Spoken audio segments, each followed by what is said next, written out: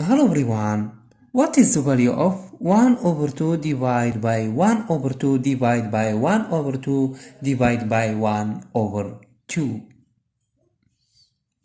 Let 1 over 2 is equal to t. Okay? So t divided by t divided by t divided by t is equal to t times 1 over t times t times t. Okay? Is equal to, we simplify, is equal to 1 over t times t is equal to t squared.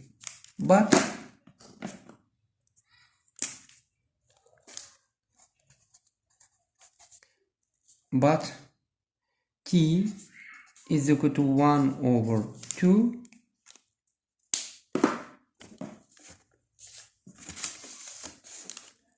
so 1 over 2 divided by 1 over 2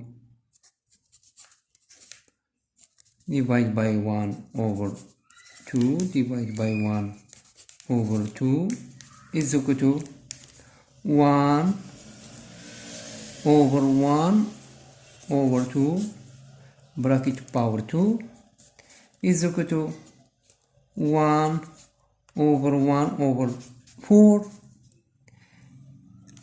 is equal to 4. Response B.